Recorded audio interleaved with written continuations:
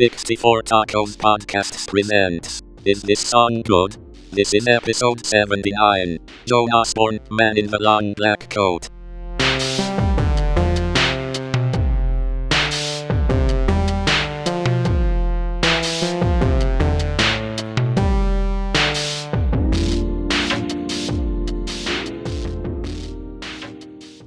Welcome to I Caught It on Audio.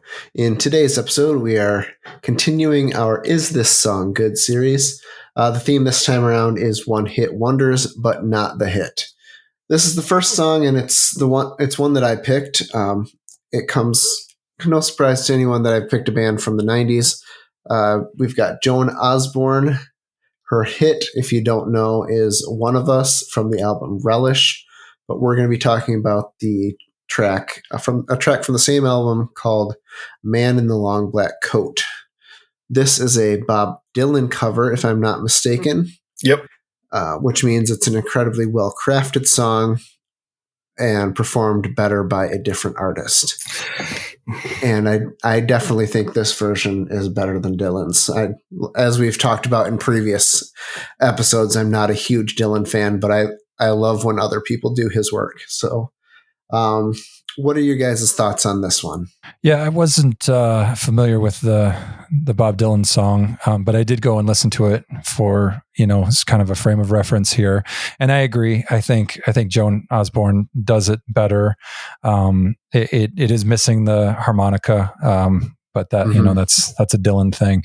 But it does have, the cool guitar soloing and stuff. I definitely like this song a lot better than One of Us, the one hit, though, because that song was just everywhere and it was too much. And then it was even brought back by the Dr. Evil in one of the Austin Powers movies when he did it with Mini Me or something, like a duet thing.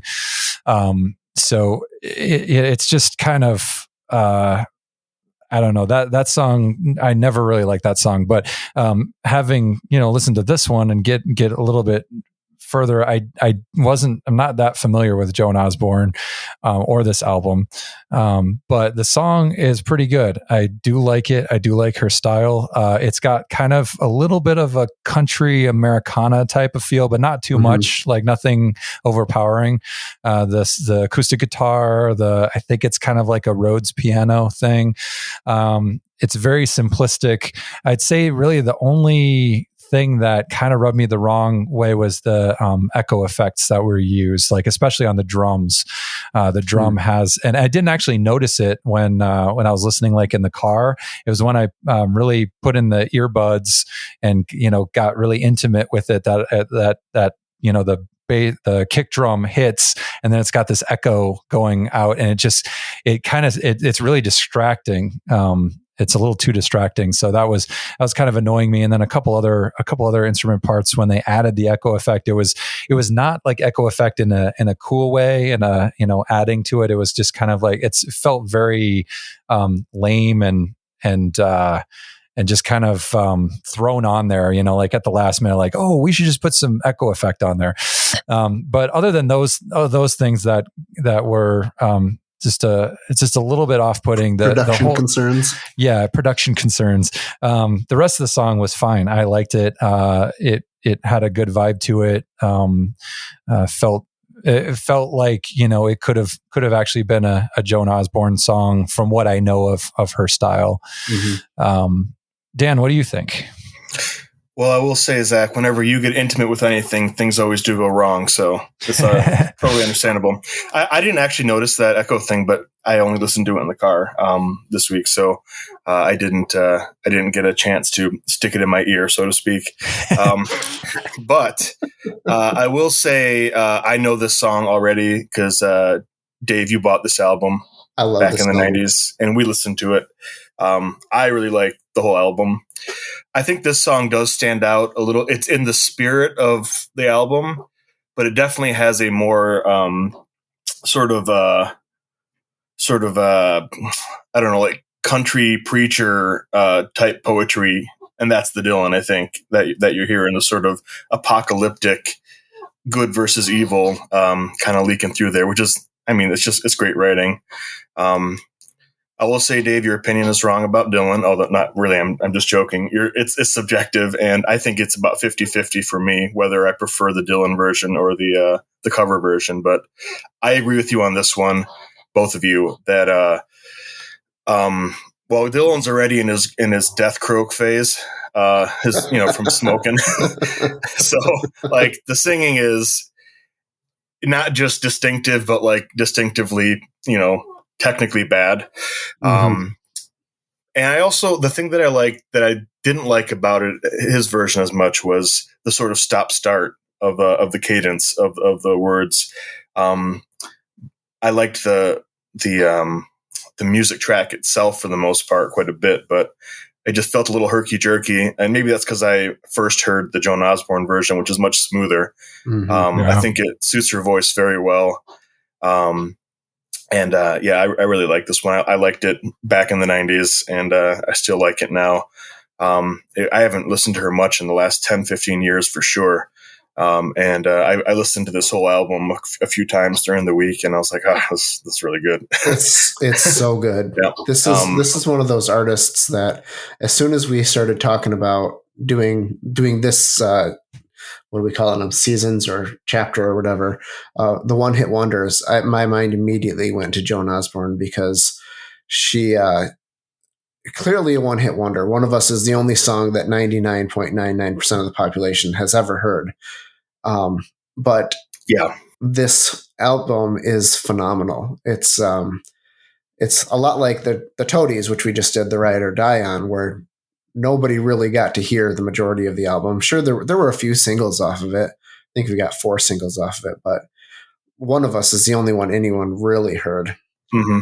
And then when we decided to do it, I put on this album next time I was in the car, and I was like, well, okay, well, I'm going to do St. Teresa. And then Long Black Coat came out. I'm like, well, I'm going to do Long Black Coat. Then Right Hand Man, then Pensacola, then Dracula. And it's like, well, there are 11 songs I could pick from this, because it's 12 songs and I can't pick the one hit. So St. Teresa's really good. You could have done that one. That so good. This is a very good album. This is a very good cover. It's a very good song. It's really, really well performed. It's interesting that I thought of the Americana thing too, and maybe that's what you meant, Zach, when you were saying country, a little more towards Americana. Yeah. I also hear, of course, some blues, but like the thing that's distinctive about her voice is she has a lot of like soul influences, I think, in her delivery, and that's a really nice cocktail of sounds. A lot of gospel in there, some callbacks to Janis Joplin and stuff like that. There's a little grit in her voice, which is nice. I really like her. She's really good, and this is a great album, and this is a great song.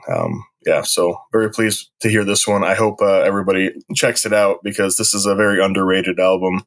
Absolutely. And if you're looking for a good Dylan cover, I don't know you're going to do much better than this. Yeah, screw Jimi Hendrix. Yeah, fuck that guy. I hope that guy dies. Is it too soon to make jokes about Jimi Hendrix? No. Yeah, probably. Yeah, probably. Okay, all right. He was a real American. So you guys would definitely say that this is better than the one hit, right? I think it's better. Man in the Long Black Coat. Yeah. Gosh, it's tough for me, because I love One of Us so much. Like I love that track. But there are probably 5 or 6 tracks on this album that I like just as much. And what Man in the Long Black Coat is one of them. So I wouldn't say definitively it's better, but on a given day, I would say it could be better. Yeah, I think it's better, but One of Us is interestingly not one of the very few, if not the only song other than this one that she didn't co-write on the album, which is interesting. She clearly has some sort of, I don't know if it's the musicians she was playing with or what, but she's got a co-writing credit on every song except for the cover here, and then One of Us. I like One of Us. It was pretty ubiquitous. Don't get me wrong. I'm not saying that One of Us is a bad song. I'm just saying that it was played so many times and used so much. I just got really fatigued with it, and I haven't heard it for a while. If I heard it again, it probably wouldn't be so bad, but it's just that's stuck in my memory of having heard it so many times on the radio.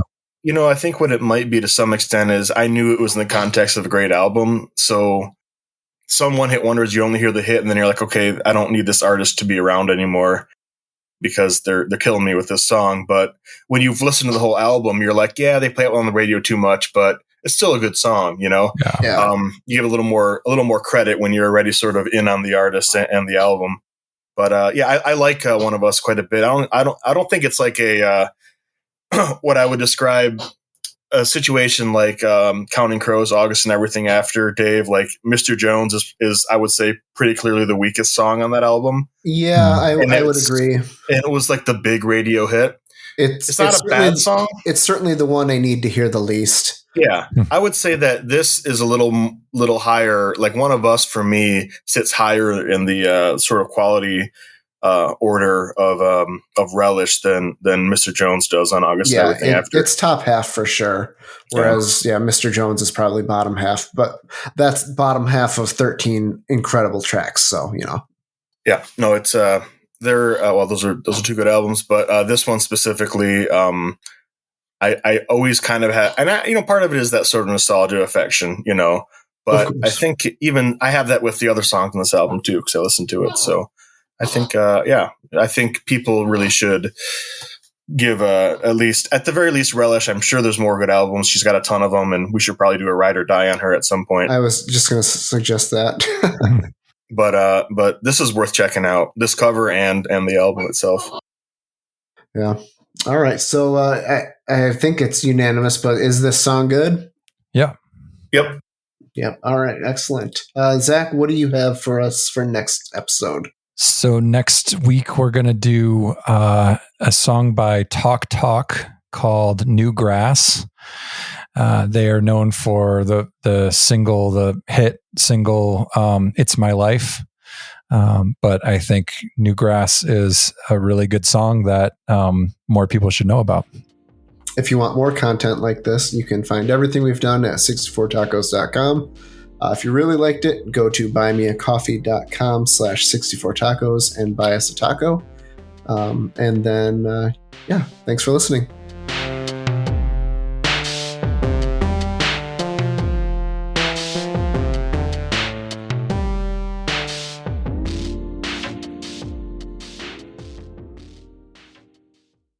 I caught it on audio.